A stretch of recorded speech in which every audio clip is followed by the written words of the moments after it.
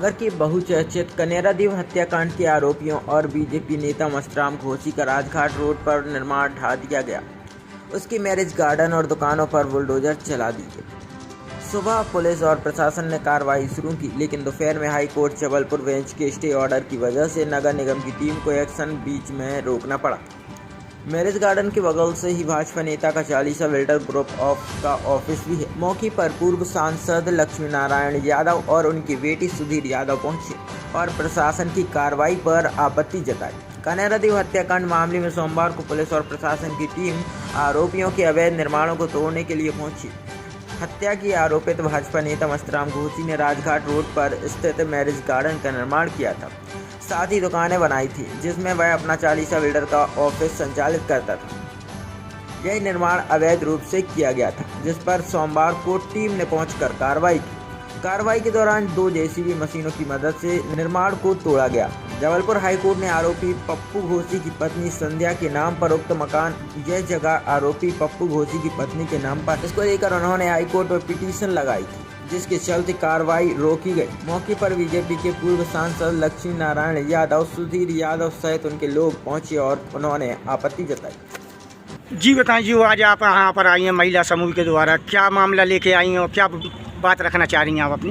इसके कारण आए हैं कि कोर्ट ने उल्लंघन किया है हम लोग ने ज्ञापन भी सौंपा, मंत्री जी के यहाँ भी सौंपा, लेकिन उसकी कोई कार्रवाई नहीं की। अब किससे मदद मांगे आप ये बताओ। नहीं तो अभी जो कार्रवाई हुई है, क्या कार्रवाई हुई है कि आपको रोडों पे उतरना पड़ा महिलाओं को? पूरी ऑफिस तोड़ दिया, पूरी बिल्डिंग तोड़ दी, स्कूल लगती थी वो मिटा दी पूरा। हाँ, तो अब आप क्या चाह रही हैं? वो अब न्याय चाहते हैं हम लोग। नहीं तो ये जो नोटिस चिपकाया गया था उसके बाद आप लोगों ने कहाँ कहाँ अपील की है?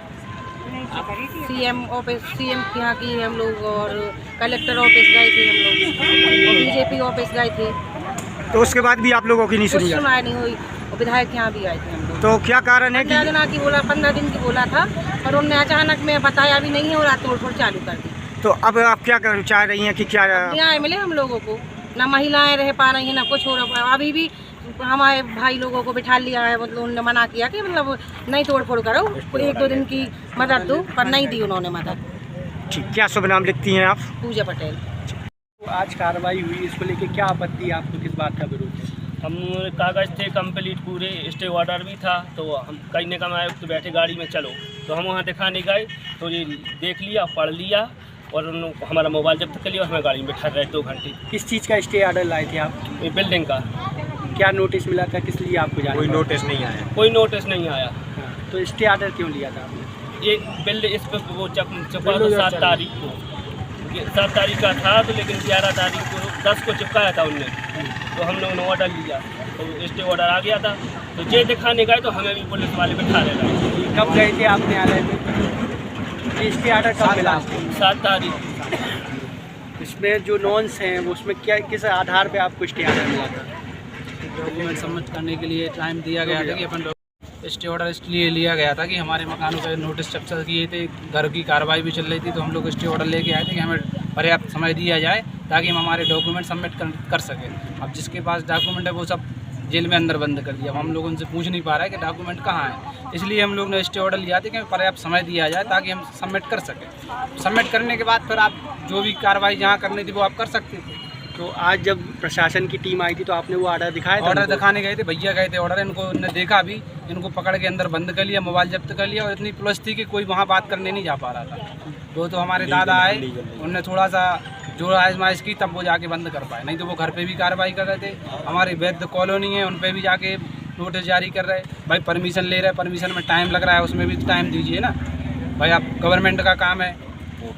हमने अप्लाई किया, उसका टाइम पीरियड रहे, तो उस टाइम पीरियड के हिसाब से हमें वो परमिशन मिलेगी। इसकी भी परमिशन हमने निगम में अप्लाई की है, लेकिन वहाँ से अब कुछ ऐसी चीज़ें हैं कि मांग की गई, वो हम मांग पूरी नहीं कर पाए, उस चक्कर में हमारी परमिशन नहीं मिल पाई। क्या लगता है आपको, क्या लगता है कि आपको क्या लगता है आपको क्यों ऐसी भावना से दूर कार्रवाई? इसमें सर ऐसा लग रहा है कि कोई राजनीतिक या प्रशासनिक द्वेष भावना ऐसी है कि अब बहुत तरीके से कार्रवाई की जा रही है। हमारे घर के सदस्यों, अन्य सदस्यों को भी जोड़ा जा रहा है, घर की महिलाओं को उठाया जा रहा है, मतलब बहुत तरीके से जो भी प्रशासनिक अधिकारी हैं वो बहुत ही दबाव में काम कर रहे हैं। किसी की सुनी ही नहीं जा रही। भाई अपराध हुआ है या नहीं हुआ है वो आपका जांच विवेचना का काम, वो आप करिए, किसने किया नहीं किया वो आप जांचिए। बाकी हमारे घर के अन्य सदस्यों को जोड़ लिया गया है और अफवाहें फैलाए जा रहे हैं कि इनका पार्टनरों को जोड़ रहे हैं, ये कर रहे हैं, वो कर रहे हैं। तरीके से वो तो किसी की सुनाई नहीं दे रहे हैं, सुनी नहीं रहे। अब ऐसी स्थिति में जब न्यायालय के आदेश की भी प्रशासन अवहेलना कर रहा है तो न्याय कहाँ तक मिलेगा? अब हम यही सोच रहे हैं कि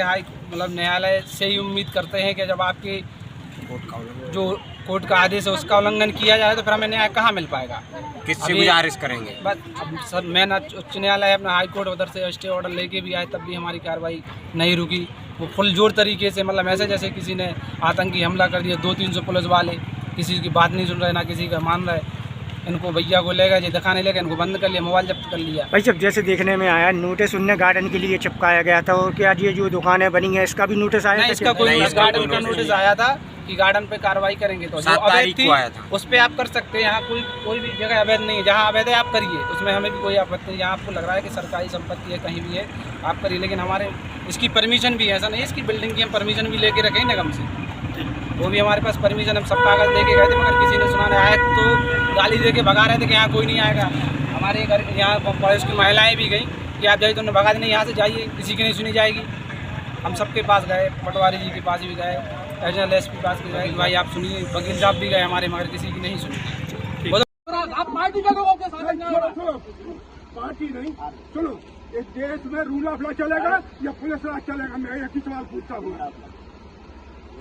तो जब 62 साल हो गए राजनीति में, समझे, और ऐसा कोई पद नहीं है जो मैंने नाम वहाँ, मगर यह कोई तरीका नहीं है।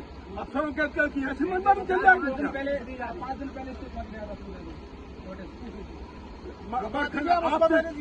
खन्ना साहब, व्यक्तिगत रूप से कह रहा हूँ कि बस उसको समझ लीजिएगा।